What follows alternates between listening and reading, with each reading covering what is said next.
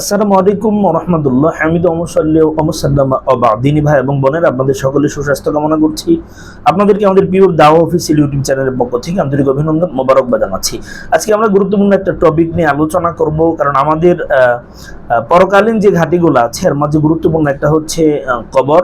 কারণ রাসূল সাল্লাল্লাহু আলাইহি ওয়াসাল্লাম স্পষ্ট করে বলেছেন, কবরু রাউদাতুম মিন রিয়াদিল জান্নাহ আও হুফরাতুম মিন হুফারিন নার। কবর কারো কারোর জন্য জান্নাতের বাগান অথবা জাহান্নামের গর্ত হবে। আজকে আমরা জানবো কবরবাসীকে কবরে রাখার পরে কি ওখান থেকে জান্নাতের নিয়ামতগুলা শুরু হয়ে যাবে কিনা, বা জান্নাত কি কবরে যাওয়ার পরে কি সে জান্নাতে অবস্থান করবে কিনা, বিষয়টা আমরা একটু দেখার চেষ্টা করব।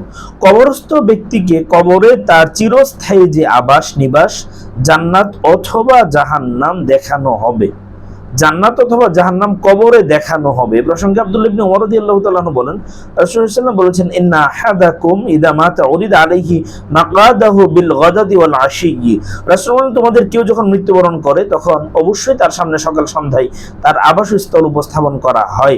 ইন কানা মিন আহলিল জান্নাতি ফামিন আহলিল জান্নাহ ওয়া ইন কানা মিন আহলিন নারি ফামিন আহলিন নার।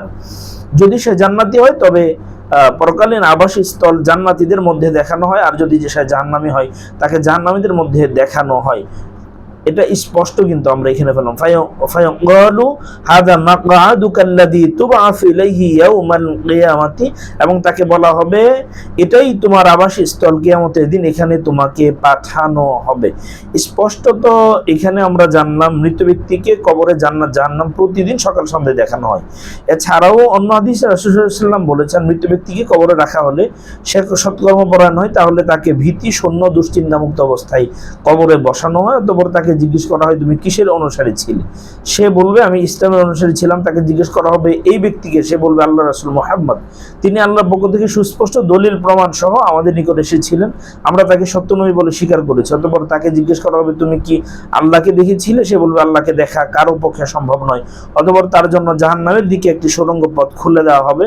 সে সেদিকে তাকিয়ে দেখতে পাবে তার এক অংশ অপর অংশকে গ্রাস করছে।